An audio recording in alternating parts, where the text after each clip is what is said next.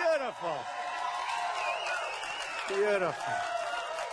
Thank you very much. Wow, what a welcome. It's a terrific place, Iowa. Terrific. We just got in and I'm driving through these beautiful fields. I want to grab that corn like you've never seen. So rich, so beautiful. And thank you for being here on a Saturday. I know you could be doing a lot of we have such a huge crowd. We have another room that's packed like this one. And people standing outside, I don't know if we can let them in, if we can put them up, but we had so many people standing outside. I just want to thank you. And actually, the Des Moines Register is standing outside, too. That's sort of funny.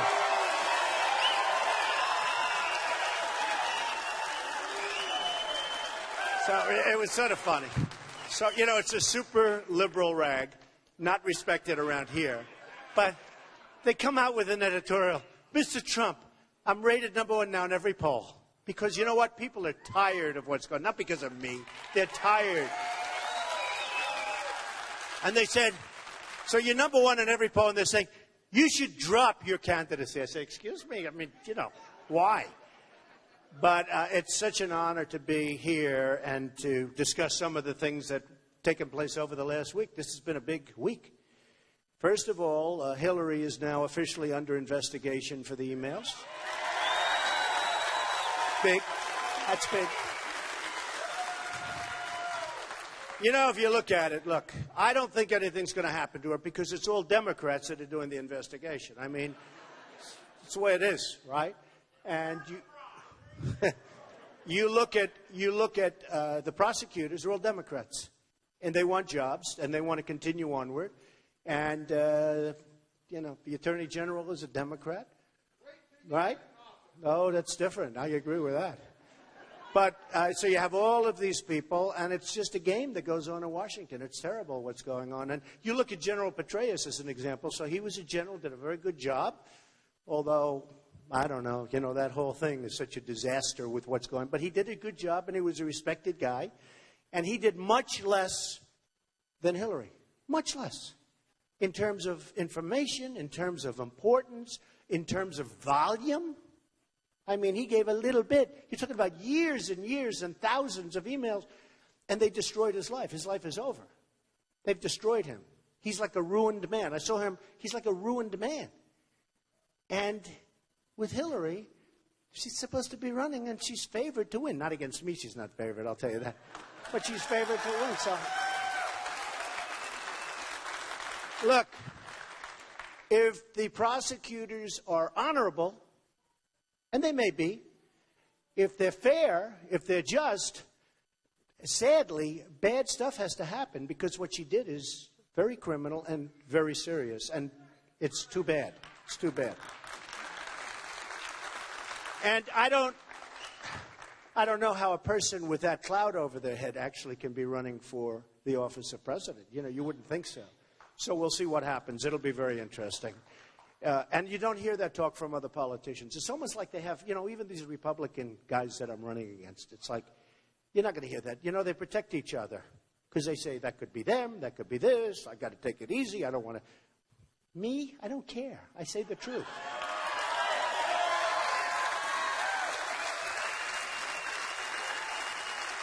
So I went to Laredo. And my wife came home and she was crying. And I said to myself, why are you crying? You made it home. You made it safely from the border. She was crying. Tears were coming down her face because she thought it was so dangerous. And I said to myself, she either really loves me a lot or she's got a pretty good line of stuff going, okay? But it was a little bit, scary going over the border. And while I was there, and by the way, I have to tell you, the mayor... Pete, great guy, really great guy. And he's a Democrat, but he's a great guy. And they gave us such good treatment. The law enforcement there is unbelievable, including the Border Patrol. They were told, as I was in the air from Washington, don't be there for Trump, don't be there for Trump. They're the ones that invited me. The Border Patrol. They're incredible people. And they were told in that area, which you'd call local, but there are hundreds, there are actually thousands of Border Patrol guys and women. Tremendous people, like the people I just met outside, some of the law enforcement people, the sheriff, some of these people are great. I'm not going to mess with them. True. No, I looked at some of these people outside. I said, you know what? Nobody's messing with me today. Not with them. But when I went there, I saw, the mayor. Couldn't have been nicer. I saw the city manager, Jesus, great guy. And they gave me a whole big tour of a lot of different things. And the Border Patrol people were told not to be there from Washington. They were told from Washington. I wonder who told them. I wonder. But they said, don't be there. And, by the end of the trip, many, many Border Patrol people came to see me anyway. I mean, they actually disobeyed orders. And I actually made a third stop that wasn't anticipated right by the airport. And I spoke to law enforcement and a lot of the Border Patrol. The reason they wanted me to be there, it's pretty simple. Especially down in the valley, it's really dangerous. It's really, really dangerous. This is the border. Remember I made the statement about Mexico ascending and people are coming, and everybody says, oh, what a horrible thing. Well, now I have journalists calling me up. I have people calling me up saying, we apologize. I was right. And then,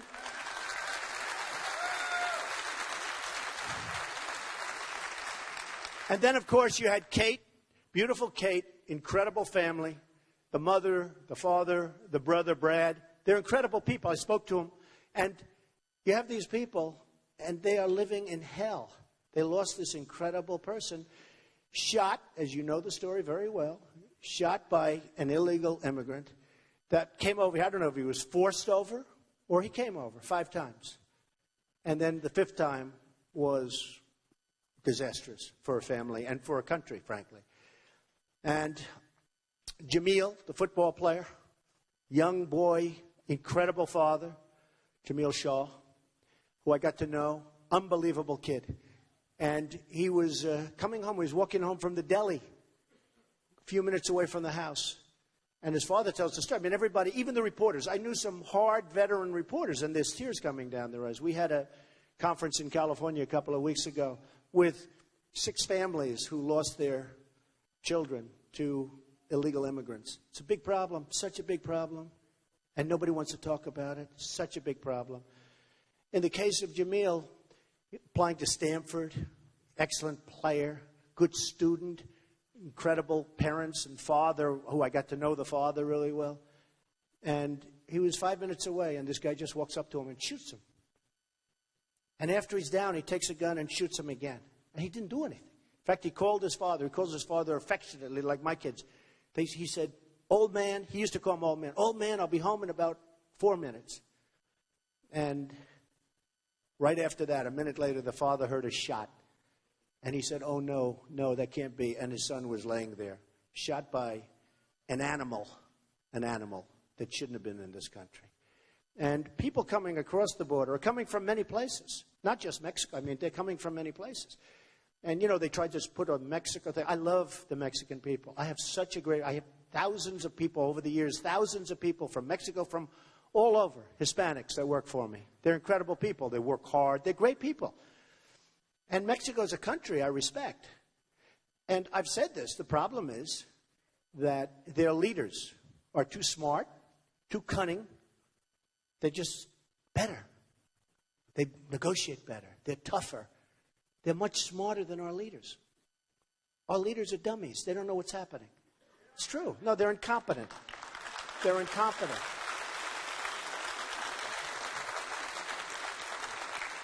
With our sanctuary cities, nobody even heard the term. Frankly, I hate to brag. If it wasn't for me, you would still never have heard of the word sanctuary city. I hate to tell you that. And, things that we never even heard about. And what's happening is there's a movement going on, folks. There's a movement going on, and it's a very strong movement. We want to take back this country. We have to take it back. We have to take it back. And actually, one of the very big reporters called me and actually used the word movement. Because it is, they just came out, The Economist just came, very highly respected business magazine, very respected poll. And they just came out, and I think I'm at 28, and Walker is at 14. And we'll talk about Walker in a second because that's a whole big story. But Walker's at 14. I think Bush is at 13. 28. They're saying, what's going on? It's a movement. I'm telling you. So when I was in Laredo, I met some incredible people. And, I'm watching thousands and thousands of trucks and buses and cars. Basically, it's a gateway into Mexico. And I asked people that were there, experts, because they were giving me like a whole big charrette. And I asked some of the people, I said, so let me guess, because I'm looking at these cars just flowing and trucks flowing into Mexico. And again, I respect Mexico for this. I like Mexico for this. I just wish our leaders were the same. I'm not knocking them. I don't knock China because they outsmart our country. We rebuilt China with the money they drained out of our country. We rebuilt it. That doesn't mean the largest bank in the world is my tenant. How could I dislike China? They pay me a lot of money. It's true. Chinese bank, the biggest, so much bigger. I said, how does it compare to Citibank? That is like small subsidiary. That's what they told me, small subsidiary. No, I have the largest bank in the world. I sell millions and millions of dollars. I mean, when I sell a condo for $25 million to a man from China, for $45 million, for $30 million, for $10 million, for $5 million to China, am I going to dislike them? I love them. But their leaders are much smarter than our leaders. Same thing with Mexico. They're making a fortune. And I respect that. People said, I don't like Mexico. I love Mexico. I just want our country to be well represented. Free trade is a good thing. But the one problem with free trade is you have to have really smart leaders. And you have to have great negotiators. Because we're being killed. We're being killed in negotiation. So, while I was at Laredo, I noticed something very unusual. I saw the traffic was so massive. And they were so nice to me, they stopped the traffic while I'm there. I said, do me a favor, let those poor people go. They said, no, we want to stop. Let them go. They go into Mexico to spend money. But here's what happened. So while we're there, you probably read it. It was in Drudge, who's great, by the way. Drudge is amazing. But the story in Drudge, and big story, it's all over the place now. Guys swimming across, and big bags of stuff, it's drugs, swimming across the river, right? Swimming right across. And they put the drugs, and actually the camera crew, or the reporters, were petrified because they thought they were going to be killed. Because they're showing this on camera. The guy's carrying bags of stuff. It was drugs. And then ABC, the big one. I always call it ABC at 6:30. But the big one. And they have their cameras they're setting up. And two guys go running by him. And there are two other people running behind him trying to catch him from the border. This is the good part of the border. Because as they say, the valley is much, that's trouble. And I saw something that was amazing. I said, so let me see. The drugs come through, and what goes back? Cash. Oh, so Mexico has the best of all worlds. Again, out of respect. The drugs come through, and the cash goes back to Mexico. So we get the worst of two ends. We lose our cash, and we have drugs all over the country. How stupid are we? How stupid? Now think of it. How stupid?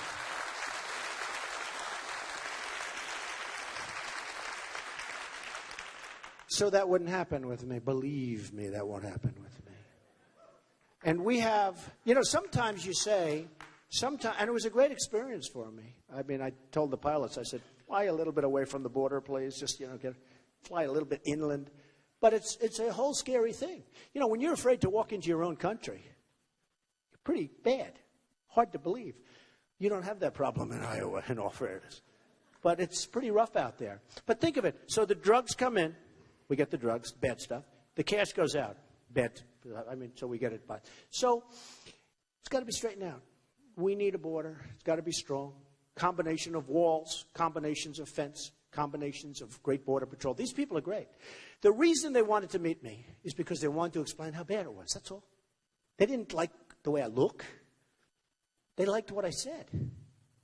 And many of the families that testified last week before Congress, whose children were killed, I was so honored by it, more honored than just about anything I've done. They said if it weren't for Donald Trump, nobody would even know how serious this problem is. I was so honored. Almost all of them said.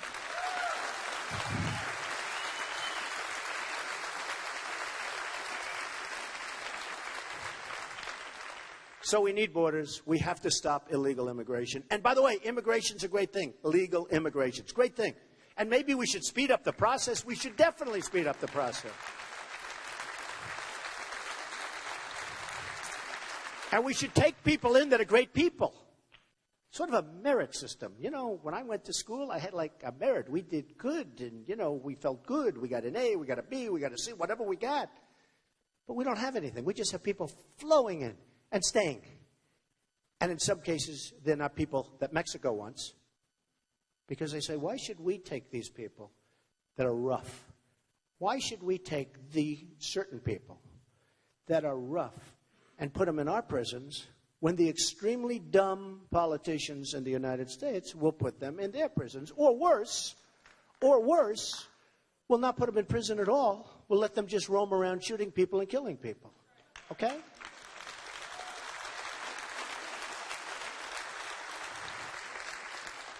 So then we have another thing happen this week, the Iran deal. Okay? You know, I sometimes start speeches by saying, we don't win anymore in this country. We don't win. When was the last time we won? We don't win. When did we beat China in a trade deal? We don't win. When did we beat Japan? I mean, Japan sends us millions of cars. I was in Los Angeles last week. I looked at some of these boats. They're the biggest boats. I've been around. I've seen boats. They're the biggest boats I've ever seen. They're sending us millions of cars. We send them, in all due respect, wheat. Okay? Not a good trade. I love wheat. It's wonderful. But I'd rather be sending the cars than the wheat. Does that make sense to you folks? We send them cattle. And in many cases, as you know, you've been reading, they won't take our cattle because the farmers don't want it. They're always fighting to get it in. And yet they drop millions and millions of cars. So I heard that the stat is about, let's say we're 100% over here, and we're under 20% over here. So we're sending 19, 20%.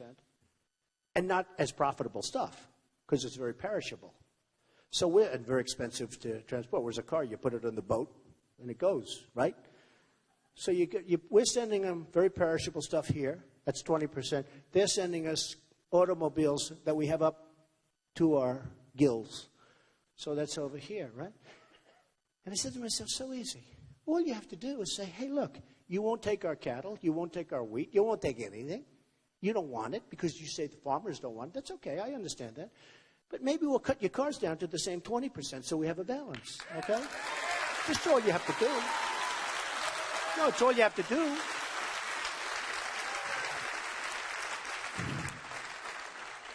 And if you think that Hillary or Jeb or Scott Walker, in all fairness, will be able to negotiate with Japan, you're wrong. You're wrong. It just doesn't happen. You know, it's like, why is Jack Nicklaus a great golfer? He can't even explain it. Nobody knows, really. Why? It just is. Got something in your gut. Why are the great baseball players great? Why do they hit? They asked Babe Ruth. He had more home runs one year than the entire league. It's pretty good, right? And people would go up to Babe Ruth and they'd say, Babe, how do you hit the long ball? And he'd say, I don't know, man. I just swing at it. It's called talent. Talent. Well, you know, a business person, a good one, like me, but a good one, and some of the people in the audience, by the way, and you know what I'm talking about.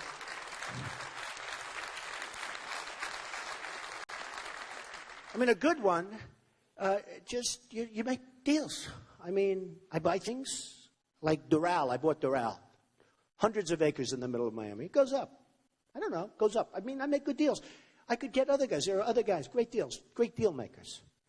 We don't use them. We use Carolyn Kennedy in Japan. Excuse me? She couldn't even believe she got the job. They said, would you like the job? She said, really? But she has to be good. My daughter, Ivanka, likes her, so I think she's a nice person. When Ivanka likes her, do you ever hear of Ivanka? So, but we want people, and I tell it all the time. I know people, the greatest negotiators in the world. I know them. I know the good ones. I know the bad ones. I know the overrated ones. I know people that you've never heard of that are better than all of them. That's what we need negotiating for us. Now, some of these people are horrible human beings. You wouldn't have them to dinner. They're vicious. They're crude. They're unhappy. They treat everybody badly. Who cares? I want them negotiating against China, if you don't mind.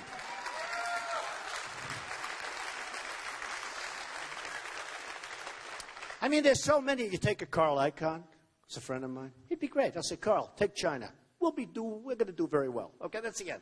I don't even have to say do this or do that. You take Henry Kravis. You take Schwarzman. There's so many. And they're great. But we don't use them. We use people that are donors. We use people that are friendly with the lobbyists. And it's a big problem. For instance, I read where Jeb Bush raised over $100 million. Now, if you think that those people giving him all that money aren't getting a lot, you're wrong. And not always in favor of the United States. You have China. You have countries that have lobbyists. You actually have countries that have lobbyists so they can make good deals. That's why everybody makes good deals. And here's the beauty of me. I couldn't care less. I hire the lobby. I know these guys.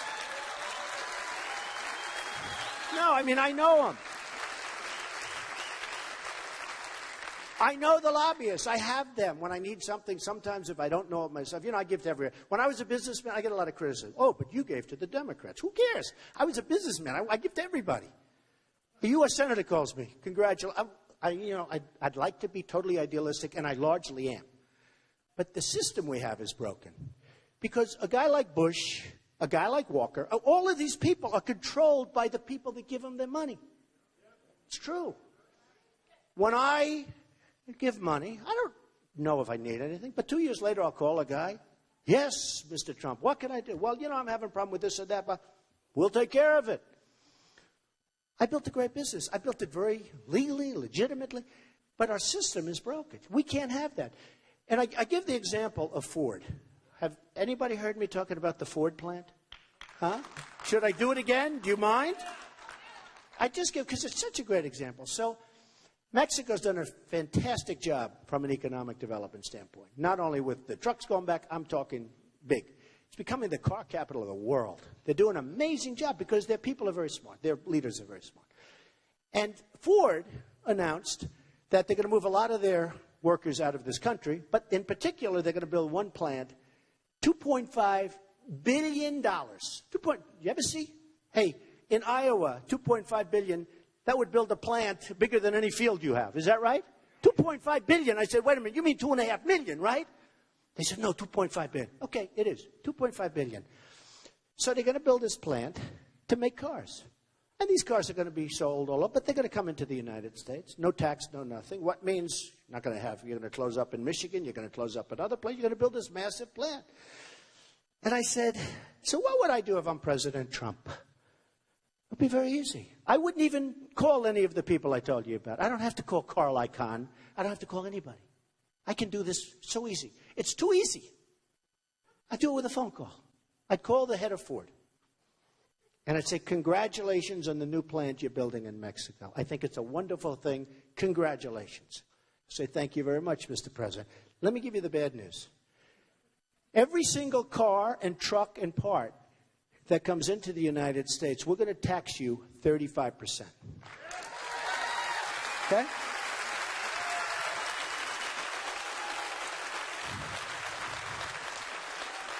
Now, here's what's going to happen.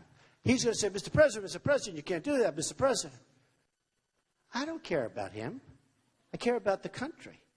I care about the country. So he's going to say, you can't do this. You just can't do this. It's too late. I said, it's okay. Good luck. Build your plant. I don't care, but you're not going to rip off this country. You're just not going to do it. We want jobs in the United States. So 100%. This isn't like 99.9%. This is 100%. Here's what's going to happen. He'll call me back probably that afternoon. But he may play tough and call me the next day. Does that make sense? Right? He may want to be tough. In the meantime, I will have been called by different people in Washington, some of whom I know. But they don't give me any money. I don't care about them. I couldn't care less. I couldn't care less. And many of them work for me. They work for me. And they'll say, Mr. President, what you did with Ford is really not good. I mean, they've been a wonderful thing. There's no way. I went to the Wharton School of Finance. I was a really good student. I know that ain't good for the United States, right? So there's, all of this stuff. I'll say, look, I want it here. And the next day I'll get a call from the head of Ford. He'll give me one more pitch. And he'll say, Mr. President, we've decided not to build that plant there. We're going to build it in the United States. That's what's going to happen. That's what's going to happen. Now, let me explain something. That's 100%. I mean, my only question is, will it be that day or the following day? Okay? That's what happens, 100%. And I would make my own phone call. I check ethics, first of all, but I guess I can't be guilty of anything if I'm not doing, I don't know. With this crazy laws now, you can be guilty if you do something that's good for the United States. It's a little bit tough. So I'll check ethics. I may have to have somebody else make the call, but I'll probably be able to make it myself. I have good lawyers. So what happens, I said to myself, okay, that's me. I say, got to move back. Sorry, I don't mind. The lobbyists see me, the donors see me, everybody sees me. I say, I don't need your money. I never took any of your money. You have no control. Bye-bye. Now, here's what happens with President Walker, whose state, by the way, is a disaster. But I won't say that. Here's what happens, and I'll talk to you about that in a second. Something happened today which was not nice. Or President Bush, or President Hillary Clinton, if she makes it. No. Well, it's all the same, to be honest with you. It's a system. It's all the same. So they may be, these aren't stupid people. So they probably know that building a $2.5 billion plant in Mexico is not exactly the best thing that can happen to us. So they may even say, let's stop that. They will be bombarded by their lobbyists that donated a lot of money to them. Again, Jeb raised $107 million so far. Okay? They're not putting that money up because it's like a wonderful charity. Although it is a charity, but not for this country, for other countries. They're putting that money. So their lobbyists, their special interests, and their donors will start calling President Bush, President Clinton, President Walker, pretty much whoever is president, other than me. And they'll say, you have to do it. They gave you $1 million to your campaign, and this one gave you $5 million, and this one, you have to do it. You know what he's going to say? Okay, I'll do it. And the plant will be built in Mexico, and we just launched lots of plants all over our country. Okay? That's what's going to happen. And folks, this isn't like maybe. It's 100%. This is 100%. And then the same thing happens in China. Japan is back. They have a really good leader, smart, cutting the hell out of the yen, making it impossible for us to compete. People are ordering Komatsu tractors now instead of Caterpillar tractors. Japan is back. Big league. Big league. You people know, you are in the farm business. You know what I'm talking about. They're big league ordering stuff made in Japan because they've so cut their currency. They've devalued their currency so quickly. Now, China is an A student on currency devaluation. In the history of the world, there's nobody that plays with currency better than China. And Obama has no clue. Honestly, I don't think he has a clue. In fact, in that stupid trade bill, they didn't even talk about currency devaluation. And they called me up and they wanted to know if I'd get support, if I would support. I said, well, their number one economic power is devaluation. What do you say about it? Nothing. We don't talk. That's their power. It's not publicity. Their power is exactly that. It's currency devaluation. And they're genius at it. And we're not. And by the way, our dollar's going up. It sounds good. Our dollar's going up. Sounds good. Strong dollar. Except for one problem, you're not going to have any business. That's the problem.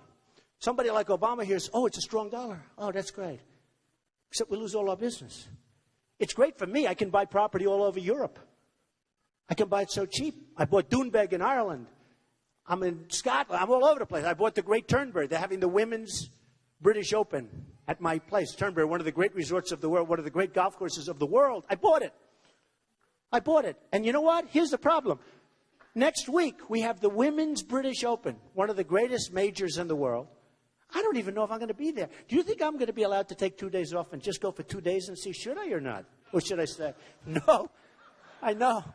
My people say, oh, can you stay here and make more speeches? I said, can't I just go see for 2 days? 2 out of 4 days. So anyway, but it's at Turnberry. But you can buy over there because the dollar and what's happening with all of the other currencies. And let me tell you, I mean, there are certain good things about a strong dollar, but mostly it's going to suck us dry. It's going to be a real problem. And you can see it, and I know you people are seeing it. You're seeing it big league in this world, in this business. So we go and we have people, and we can make our country so strong through negotiation. And you know, the Chinese have a lot of respect for me. I made a lot of money. I own a big chunk of the Bank of America building in San Francisco. Nobody knows that. Nobody knows what I own. You know, I have these guys. Maybe he's not worth $10 billion. I think he's only worth $7. I'm actually worth more than 10, but you know, remember they said he'll never file? They said he'll never run. These guys are arrogant. You know, they call them the walking heads.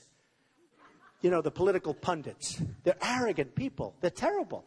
And you know, the ones that hit me the hardest are the conservative ones. The liberals like me better than it's the craziest thing. And I have nothing liberal going about me. I think they like my style better. You know, it's funny. But the walking heads. So they say, he'll never run. Ever, never. You know, with such confidence. Then I announce I'm running. They say, oh, well, he'll never sign his paper. You know, it's a single page which sort of says, you know, you're putting up your life. Big thing to sign. He'll never sign his FEC paper. I signed the paper. That's it. They say, well, putting yourself on the line.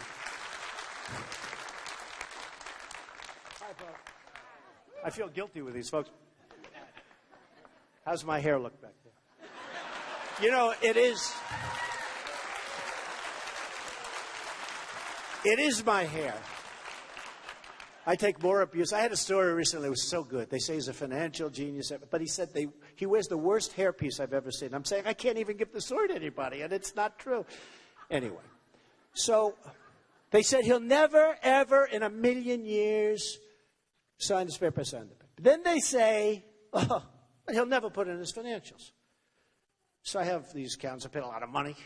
I have these accounts all over the place because I think it's 98 pages or something. It's the largest one ever filed. It's the largest numbers ever filed. And I put that in. They don't know what to say. They don't know what to do. They have no idea what to do. And they thought I wouldn't file because they said, well, he's probably not as rich as people think. But then it turned out I was much richer. Now they don't know what, they're really screwed up. Much richer. In fact, I'm so proud. I'm unlike Mitt Romney. You know, he ran from it. And his numbers were peanuts in all fairness. And I was very disappointed because he choked. I mean, I don't know, something happened to him that last month and a half. I don't want his endorsement, believe me. I will get it. But he choked. That last month and a half, he was a disaster. I said to him, Mitt, why aren't you on television? Obama, say what you want about Obama. He was on Jay Leno. He was on David Letterman. He was all over the place. I said, where are you? And he wasn't there. So he choked. You know, like an athlete. Sometimes they choke. And that's bad. But I put the numbers in. I put the papers in. And then I go, and now people think I'm running. Because, you know, nobody thought I was running. Because they listened to these people. So now people say he's running. And then the polls start coming out. Because, you know, when I'm not running, it's different. Let me ask you a question. You, because you look so friendly. Stand up for a second. Before you, with the glasses, handsome guy, stand up. Before you thought I was running, you wouldn't give me a poll because you say, hey, Trump's great. I love Trump and all that stuff. But he's not going to run. I'm not going to wait, right? But after I run, it's a different story. Now you like Trump. Is that right? You better believe it. So I picked the right guy. Thank you. Thank you. See, that's a very dangerous thing to do because it could be he's not a Trump fan and then the whole day is over, right? Thank you. That was great. So the polls now are coming out, and I'm just killing everybody. I'm even, surprised. And a lot of people are surprised. And the biggest people are calling me saying this is a movement, as we said. And it's just a great feeling. And the feeling is, and then they say, oh, here's the new one. Well, he's having a good time. He's having a good time. If you think this, I mean, I love you people. I love Iowa. But it's hot as hell in this room. I'm sweating like a dog.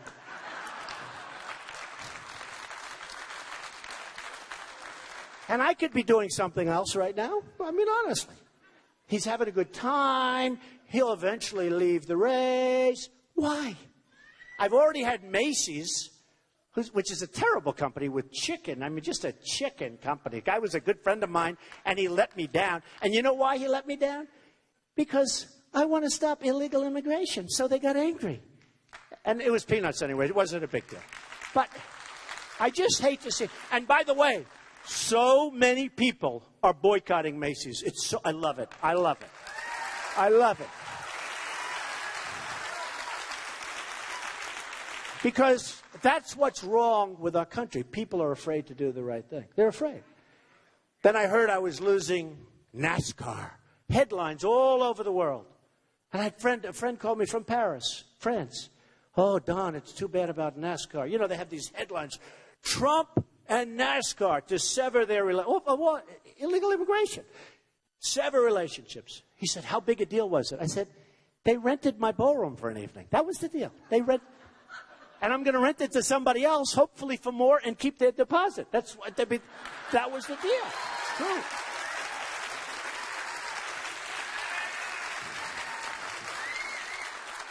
Then the next day, headlines all over the world. You saw it. ESPN to sever ties with Trump. I get calls from my friends. Oh, Donald's so bad. You're taking such a beating. You're taking such a terrible beating. And you know what that was? That was a golf outing in Los Angeles on a wonderful course along the ocean that's fantastic. So now they're going to a third-rate course and they're not very happy. And by the way, they all say, don't worry, Donald, we'll be back next year. Okay? That's the way life works. So I'll just tell you, so I'm on the plane, and I see this vicious tweet, because I've been nice to Scott Walker. And, he's a nice guy. He came up to my office like 3-4 months ago, presented me with a plaque, because I helped him with his election. I liked that he was fighting. At least I didn't know what the hell he was doing, but he was fighting, and I like a fighter. Does that make sense? So I've been very nice to him. But he brings me this beautiful plaque. I don't know who pays for it. Does he pay for that, or does Wisconsin pay for it? I don't know. But it's beautiful. And I'm being very nice to him. And then today I read this horrible statement from his fundraiser about Trump.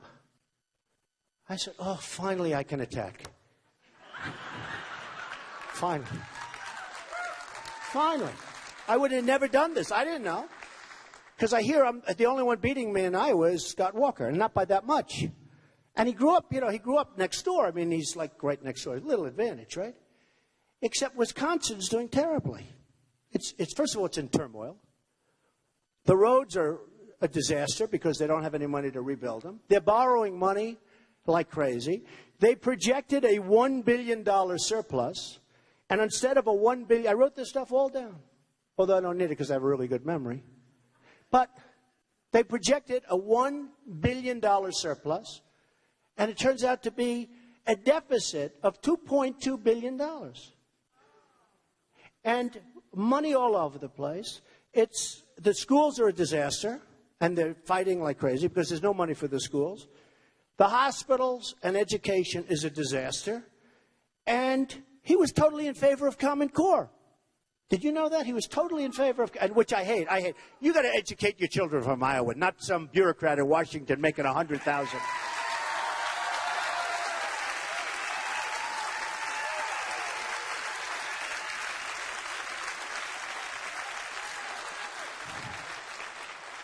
I mean, there's something that to me I don't get. I mean, Bush is totally in favor of Common Core.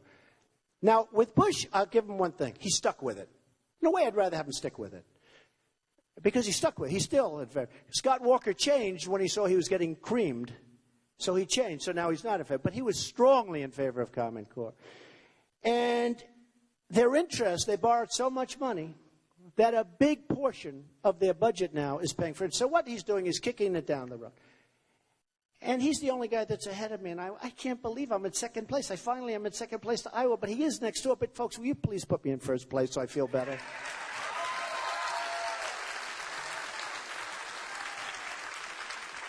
So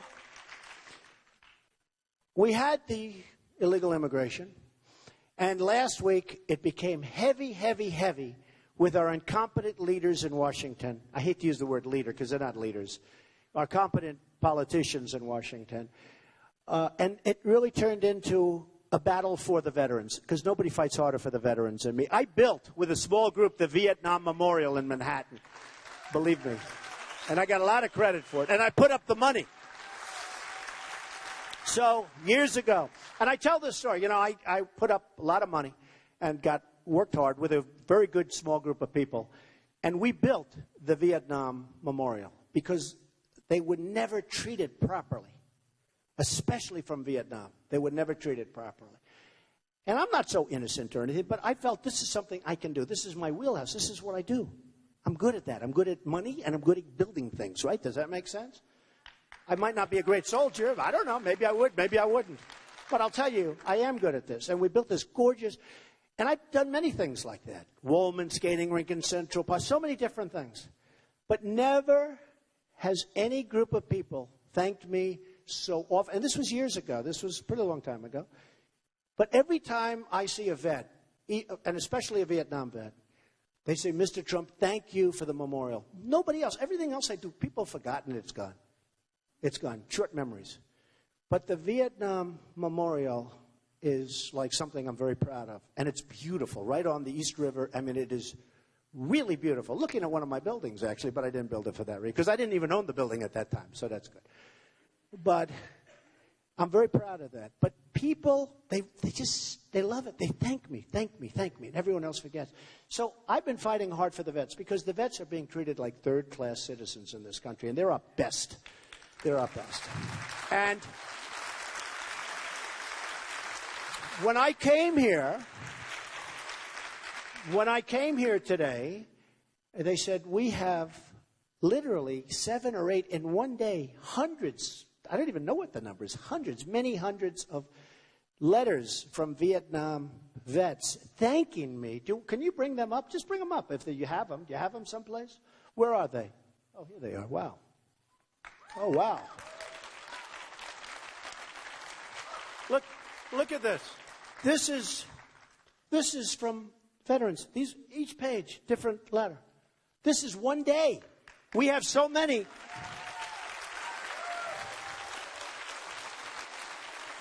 And each one, it's amazing. Each one is a separate page. Each one of these letters, this is one day. This took place over the last 2 weeks. I've been fighting like hell. And each one of these is a story about what a disaster the Veterans Administration is. It is the most corrupt group of people in all of Washington. And the politicians in Washington are dishonest and or incompetent. But there is nothing like worse that happens to our vets. And, I mean, I could show you back, because back in the office, we actually have now offices in Iowa. We have a great group of people. Great group. Chuck is here someplace, and Steph, and we have great people. But, you know, they said that back in the office, you can multiply this times 10. By times 10.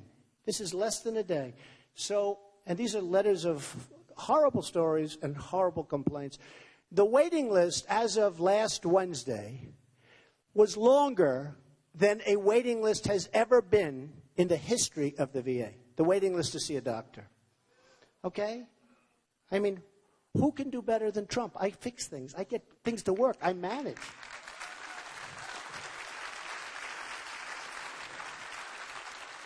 So, we'll wrap it up, but I will say this. Look, you have to understand we have a country, and my slogan, I actually marked it up. We copyrighted. Can you believe? Because other people were using my slogan. They see, I get the biggest crowds. I get the biggest standing ovations. Everybody knows it. The press never reports it. And the press doesn't understand that there's a room like this in another part of the building where it's packed also, with its closed circuit. You people did better with real estate than they did, but that's okay, because I'm going over to see them right after this to say hello, but they're hearing what we're saying. But the press is very dishonest, the political press. You know, I've dealt with the financial press, and you know, look, maybe it's simpler because it's numbers. You have that, you have it, you don't have it. Maybe it's simpler. But, and by the way, a lot of the political press is great, like 35%. But some is so dishonest. You'll have a meeting like this, and they'll say, the crowd was minuscule. Somebody said this is the largest crowd they've ever had in Iowa here, the whole thing. I mean, that's what I've heard. I don't know. But they'll say, Mr. Trump spoke in front of a crowd. Record crowds. Mr. Trump spoke in front of a crowd. They're so dishonest. It's so terrible. And, one of the things I say is that I have an expression I used a lot in speeches. The American dream is dead, but I'm going to make it bigger and better and stronger than ever before, okay? I say that.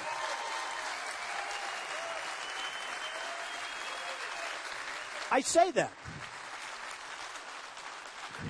And I say it a lot. The American dream is dead, and I'm going to make it bigger and better and stronger than ever before. So I go home, I see my wife. And, all my speeches are live. It's like live on CNN, live on Fox. It's live. How would you like to do this? You're always live on television. And if you make one little mistake, they'll say, oh, it's terrible. I'm on live. Everyone else, they don't even have cameras. The other candidates that come, there's no cameras.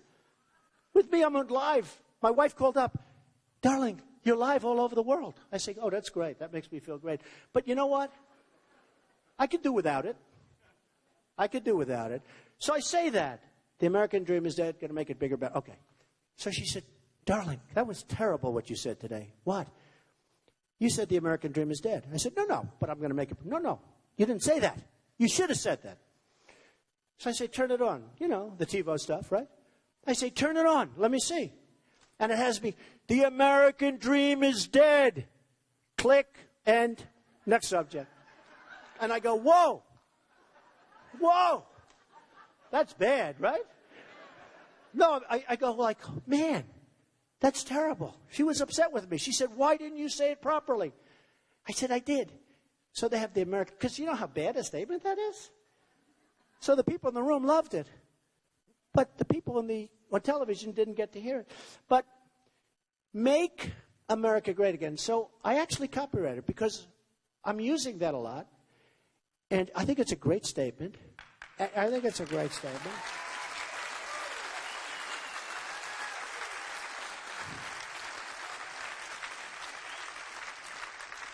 And all of the candidates have, different statements. One of them has, I think, rise. I'm saying, excuse me?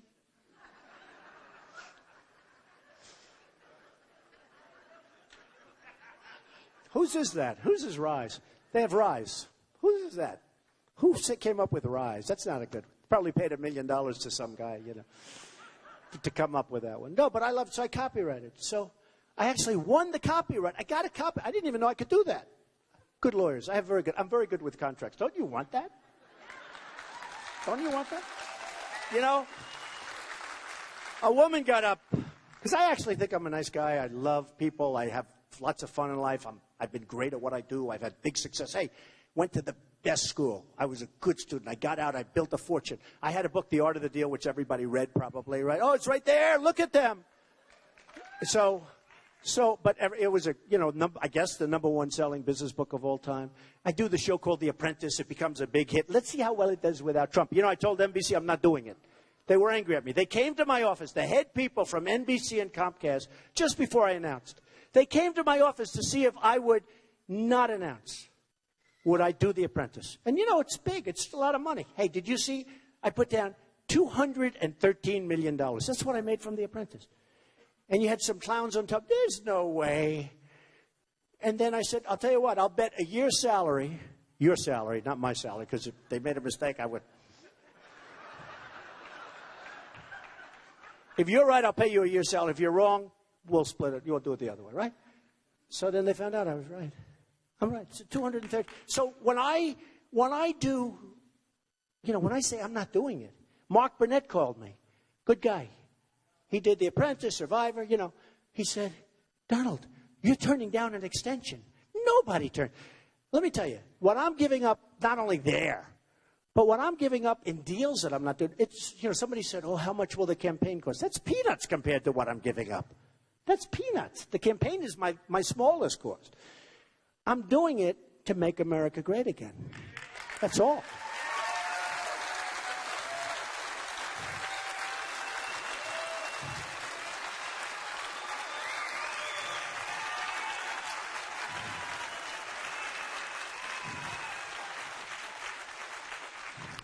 So what happened is a number of people started using that phrase. And we actually, can you believe this? I sent them legal letters. They were saying, but they don't say it like I do. They say, we'll make America great again. Everyone says, just another politician. It's not going to happen. We will make deals that are so good with foreign countries. Remember this. We're being drained. We're being fleeced. We're being fleeced. The Iran deal, 24 days to go in. Think of that. You know, it's funny. I love the idea of a nuclear deal, but we got to do it from strength. We should have put the sanctions on double and triple and made the real deal. Not have a guy like Kerry. Not had a guy like Kerry. I mean, I watched him on television the other day. I said, is he bright? Is he bright? He's trying to justify 24 days. So first, before you get to the 24 days, it's a long process, okay? You say, we're going to do it. They're going to fight you. They this. Probably take who knows how long it takes. Then when it starts, by that time, they can move whatever they want. They're going, oh, there are no missiles here. You know, 6 months later, oh, no, this is lovely. Oh. They're so honorable. You know, the Iranians, these are great people. And they are. They're smart. They're great negotiators. You know, the Persians are great negotiators. But there are two things. We could talk about the accelerators. We could talk about the fuel. We could talk about a lot of people. You know, I had an uncle who was great up at MIT, Dr. John Trump, really smart guy. He said, what you can do with this stuff. So they have all this period of time. But there are two things that you cannot ever justify. One is 24 days, and remember this, it's much longer, because before that time limit starts a whole process. So one is 24 days, can't be sold. Nobody can sell it. Why isn't it like immediate? You know, they say anywhere, any place, etc., anytime. But why isn't it immediate, right? Why isn't it immediate? So you can't sell that. I'll tell you what the other thing you can't sell, hostages. We got 4 people over there.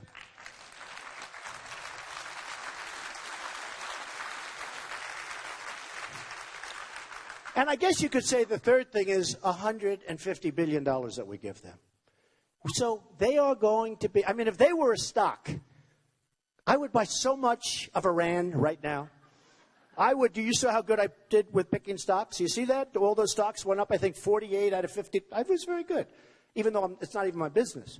I don't do stocks for the most part. But I just looked, and I said, you know what? It's like, let's do some of this. And I was proud to do it. In fact, I sold them because I wanted people to see. And they saw. I had a great record. What was it, like 47 out of 52 or 51? Went up. Well, if I were a stock picker, if I were a country picker, you got to pick Iran. Because what we have done is we have made them a tremendous power, an extraordinarily rich country. Think of it. We're giving them $150 billion and much more. They're going to end up with nuclear. You're going to start a nuclear revolution. People are going to... You wait till you see what happens now with other countries. Israel is devastated, as they should be. Israel has been hurt. I mean, I don't get it. I have friends of mine that are Jewish that contribute to Obama. And I say, and smart people, I say, what are you doing? What are you doing? It doesn't make sense. I don't understand it. But Israel is going to be, I mean, this is a real problem for Israel, and it's a real problem for us. And then you see today, I don't know, did you see the picture of Obama with a gun to his head? It's a caricature of Obama, where the supreme leader, I see on NBC the other day, they said, the supreme leader, he's not my supreme leader, don't call him the supreme leader. It's a great term. That's like a term that Trump would use, supreme leader. That's great. He's not my supreme leader, so don't use that term. Say the leader of Iran. Don't say the supreme, they say the supreme leader. And he said today or yesterday, big thing in the papers. It says, don't mess with us. Don't mess with us. And you know, the chief negotiator, who I watched on television, and as soon as I saw him, I said, this guy Kerry cannot deal with him. Cannot deal with him. It's a different level. It's like the New England Patriots playing my high school football team. No, that's what it's like. That's what it's like. And you can't deal with him. And you have to, I mean, it's so devastating to see what happened. But the 3 things, the money, okay. And then the other 2 things. 24 days. And why don't we get? So they said about the prisoners, this, I mean it. They said we didn't want to talk about the prisoners because it would complicate the negotiations. Think of this. You know what it is? Fellas, we want our prisoners back before we start. Give them back. They'll give it. If you have the right messenger, There are people in this room could do it good. There are people here, I would do it great. You walk in, fellas, before we start. This should have been done before we start, not at the end. Should have been done before. This should have been done.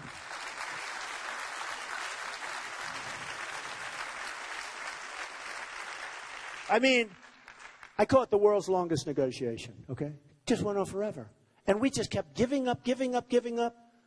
We'd say, we'd like this. No. Oh, how about this? No.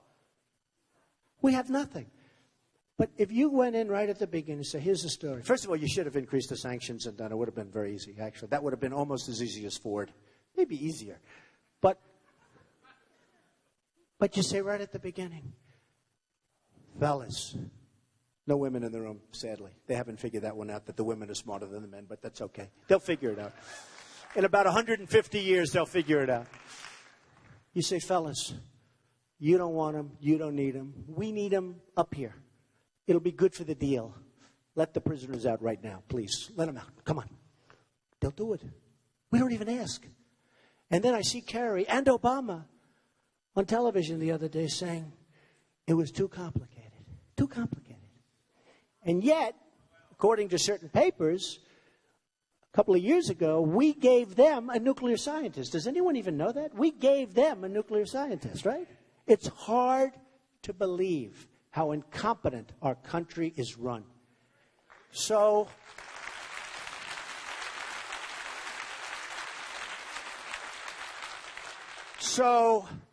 it's an honor to be with you, and I will tell you, if I'm elected president, we will, and very quickly, make America great again. Thank you very much. Thank you. Thank you.